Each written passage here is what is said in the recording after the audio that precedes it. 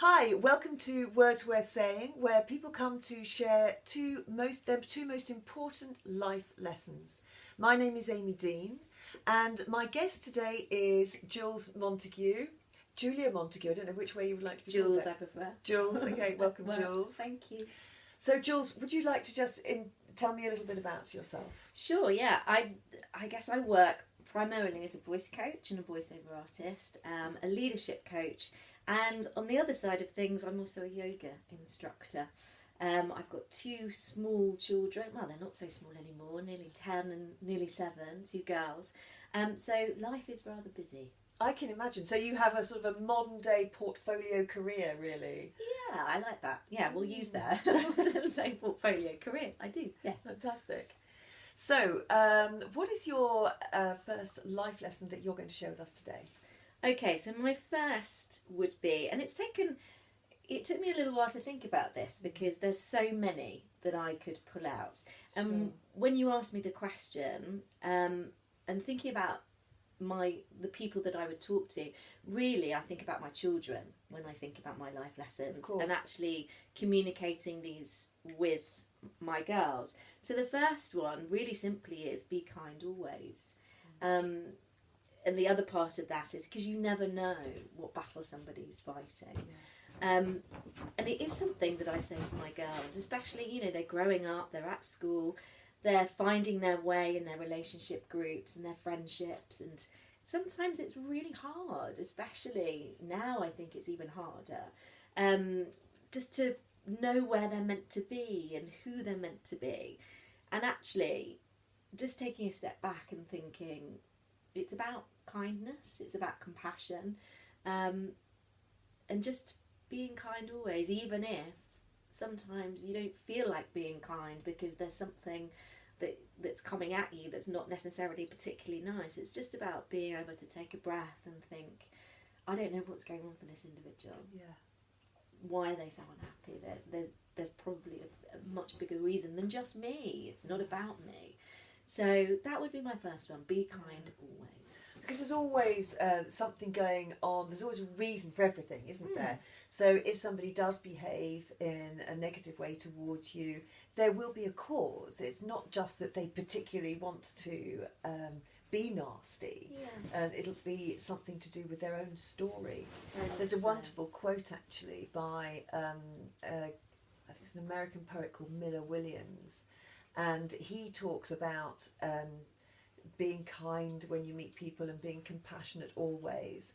And at the end of it, he says something which I think is immensely beautiful, which is, you never know what is going on down there where the spirit meets the bone. Wow, I love that. Isn't that fabulous? That's fabulous. Really sort of deep down. Yeah, it's true. Yeah. In the core of someone. Yeah.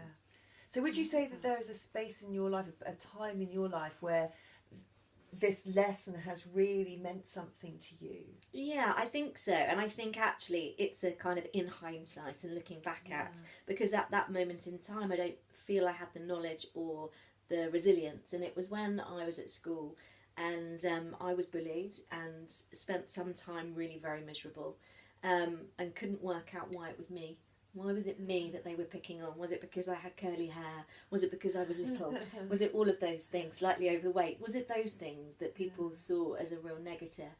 And it's only as I got older and had my own children, and now they're finding their way at school and not always in good communication with their friends and coming out saying, oh, so-and-so's being horrible to me, that I think, gosh, that's a really key thing. And part of me really wishes that I'd had that and really understood what it was to have compassion and to be kind always, because you never know what's going on for that other person, and then it almost detracts from you, and it's not about you, it is about that other person. And in a way I think that would have helped me and made me feel a little bit better about the situation. So suddenly you're not thinking, is there something wrong with me? You're thinking actually there could be a particular problem this person is struggling to deal with. Do you know, it's funny enough, I had a conversation like this yesterday with my cousin. When I was a child, my parents died very suddenly in a car accident, and there was a girl in my class who was known to be the not so nice one. put in a certain way. And she came up to me, and we had a lot of kids from the children's home in my school. Okay. And she came up to me just after my parents had died and said, "You're going to end up in the children's home." Wow. And some wisdom in me knew that wasn't true. Yeah. And I did say that's not going to happen. So I never believed it. I never took on what she said. But when I think about it now, and I do remember it clearly, I do say there was obviously something in her life that she was struggling with, which caused her to say such a thing. So yeah, I totally understand how you hold on to those moments, and then as an adult, you're able to look back and go, "Oh, that's really interesting." Yeah, when you're wiser. Yeah. So be kind is your first lesson. Have compassion, definitely. And which is what the Dalai Lama talks about a lot, isn't it? About being compassionate. Not always easy. Absolutely. You got, like you say, you have to take a breath. Yeah. Sometimes. Yeah. Just take a step back. Take yourself out of it sometimes. Okay. So what is your second lesson? So my second would be, again, thinking about my girls. And I guess one of the things for me really strongly is I want my children to be very independent and be very comfortable with who they are. So my second lesson, again, talking to them, would be value yourself. Know your value and value yourself. So again, talking to my eldest daughter a lot about friendship groups and the dynamics of lots of girls together. A number of times really wanting to share that with her, of saying, you know, if at one particular point you're in a situation where a few people aren't being very kind to you and being very nice to you, walk away, value yourself enough to walk away and look for and observe those people around you who share your values and actually who are kind and compassionate and all of those things, which are the lessons I want to teach the girls. Because if we don't value ourselves, how can we expect other people to value us? Absolutely, yeah. And again, that's a lesson that's come much later on for me in my life. You know, many a time through probably my 20s, when I left drama school and was desperately finding my way as an actor, of very few times can I think about really valuing myself. Going into castings, going to auditions, and just doing anything and everything, and not really having that moment of valuing me and what I wanted, and it was all about everybody else, and desperately trying to please. And actually, if I valued me, other people would value me. Yeah. And it's a win-win. Yeah, so true. I understand completely what you say about, you know, how can we expect other people to value us if we don't value ourselves first? And often I think that is the missing link for a lot of people, demanding to be respected, maybe to be cared for even. And if we don't have those feelings for ourselves, then why would anybody else have them? Absolutely. It has to start at home, hasn't it? It does, and I think it really links with the be kind always, and that's not just to everybody else, that's to yourself. You know, be kind to yourself.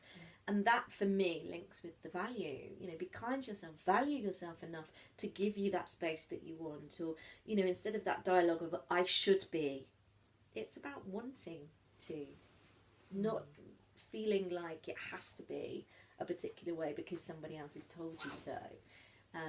So yeah, just really valuing you, and it's okay if you're different, because we're all unique, aren't we? There's there's no one else like us. Yeah, there's a lot of people in this world, so embrace that. Yeah. I just have to say, if you can hear the noise in the background, my Labrador is sitting in the corner having a little wash. So I'm just going to ask her, Taya, enough, thank you. Taya. So it's interesting you're talking about valuing yourself, because often these days you hear people talking about loving yourself. Yeah. But what I'm hearing is that that's slightly different. Yeah, I think loving yourself is it's a complex one, isn't it? I think they are very different. They are very different because I believe it begins with the value. If you have to be able to see the good in you, you have to be able to see the things that are important to you, because if you're able to accept those things, then I think you can go on to really have that depth of love for yourself. Yeah. And I think that's a journey, and Yeah. I think that's a real lifetime of. Yeah. I don't know that many people who could really say, I love myself 100%, warts and all, no judgment. Whereas if you speak to, with other people that I speak to, the idea of actually valuing yourself is a slightly easier and smaller feat. Yeah. And the language, I suppose, is interesting, isn't it? Because in our language, in our society, we don't really like it when people celebrate themselves. No.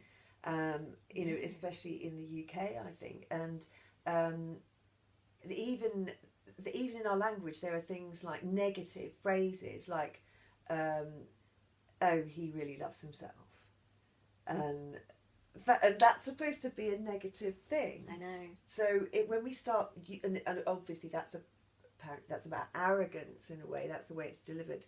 But if we then start to use loving yourself in a positive way, people are uncomfortable with it because they don't want to be seen. Exactly. Yeah. And that's then really taking on board everybody else's thoughts and feelings, instead of really tapping into our own. Yeah. And it's interesting when you said about that, because one of the things, studying yoga and the philosophy of yoga, and really buying into that, because yoga is way more than just getting on your mat and the exercise. It's a life practice, and it talks a lot about ego and letting go of ego. And for me, there comes that whole idea of really being able to, once you can let go of ego, allowing the love to sit there for yourself and the value for yourself. Yeah.